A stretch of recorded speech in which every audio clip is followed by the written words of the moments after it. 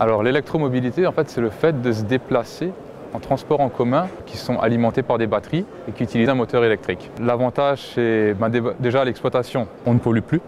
C'est-à-dire qu'en fait, il n'y a pas de rejet de gaz, il n'y a pas d'odeur. C'est plus silencieux, c'est plus confortable pour le conducteur, pour les passagers. Donc depuis plus de 3 ans, on fait des tests dans des réseaux urbains, dans des réseaux interurbains. Tous les tests se sont très bien passés, on a de très bons retours. Ce qui nous encourage aussi à continuer et ce qui prouve bien que notre partenaire Yutong en fait, a une réelle expérience et un vrai retour d'expérience en fait, sur les véhicules électriques. C'est vrai qu'à l'heure actuelle, il y a plein de technologies qui sont en cours d'étude. Donc il y a le véhicule électrique, donc ce qu'on appelle le 100% électrique, il y a l'hybride, il y a plein de solutions. Nous, on croit dans l'électrique.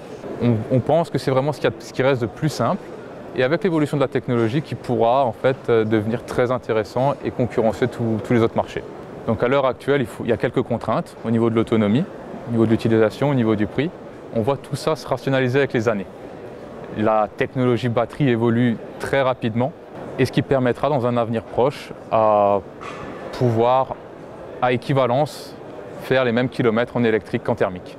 On part sur des moteurs électriques dont les durées de vie en fait, sont exponentielles. Donc en fait, en changement déroulant, on arrive à aller à 15-20 ans sans problème. Et toute la technologie en fait, s'articule comme ça. Il y a moins de contrôle à faire, moins de maintenance et donc des coûts diminués. Yutong, c'est le premier constructeur mondial d'autobus et d'autocars. Ils font environ 70 000 bus et cars annuels. En Chine, il y a énormément d'obligations d'acheter et de produire des véhicules propres. Donc Yutong est arrivé naturellement vers l'électrique. Et donc pour nous, en ayant un tel partenaire, c'était une logique dans la transition énergétique, donc après 2015, après la mise en place de ces obligations par les collectivités et par l'État, d'aller justement vers ce type d'énergie. Et donc on table sur une augmentation très significative des immatriculations de véhicules propres, que ce soit en Île-de-France et dans toutes les grandes villes de France et toutes les villes soumises à un plan de protection de l'atmosphère. Alors aujourd'hui, on a livré une 50aine d'autocars électriques et on commence à livrer les premiers bus électriques également. Il y a d'excellents retours, que ce soit par rapport au confort des véhicules, confort pour les passagers bien entendu, absence de bruit, de nuisances sonores, absence de vibrations, très bon retour des conducteurs. Les véhicules ont une grande souplesse au niveau de la conduite et également un très bon retour des mainteneurs, des riverains aussi, parce que le véhicule étant parfaitement silencieux, on n'a plus aucun bruit, plus aucune nuisance sonore. Dans les villes et également dans toutes les agglomérations dans lesquelles le véhicule a pu circuler.